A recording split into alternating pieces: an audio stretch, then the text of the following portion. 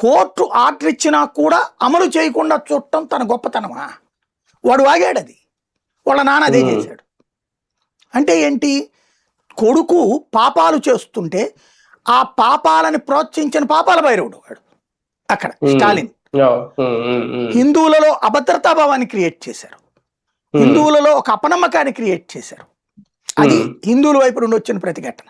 But అంటే ఒక రకంగా పశ్చిమ బెంగాల్ ఇక్కడ కూడా హిందువుల్లో పెరుగుతున్న ఐక్యత వల్ల కూడా రాజకీయాల్లో భారీ మార్పులు వస్తున్నాయని అనుకోవచ్చా? హిందువుల ఆలోచన ధోరణిలో వచ్చిన మార్పు.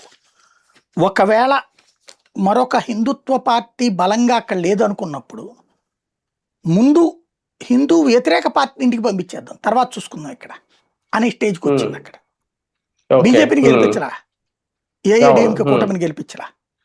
రెండవది ఏంటంటే పద్దాక ఒకే పెంట రాజకీయం, ఆ భాషా ప్రాంతం. ఇది ఆధునిక కాలం. తమిళనాడు ఢిల్లీలో ఉద్యోగం చేయట్లేదా, కర్ణాటకలో ఉద్యోగం చేయట్లేదా, మహారాష్ట్రలో ఉద్యోగం చేయట్లేదా, ఆంధ్రాలో ఉద్యోగం చేయట్లేదా, వ్యాపారాలు చేయట్లేదా, సినిమాలు కానీ అవన్నీ.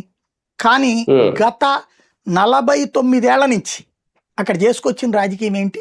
ద్రవిడ పార్టీలు. అయితే నేను లేకపోతే వాడు, ఇద్దరు కూడా వీర భాషా దురద. అవును. అది విపరీతమైన అసహ్యం వేసేసింది అక్కడ పబ్లిక్. ఎందుకంటే ఇప్పుడున్న జంజీ, ఇప్పుడున్నటువంటి 30 ఏళ్ల లోపు వాళ్ళందరూ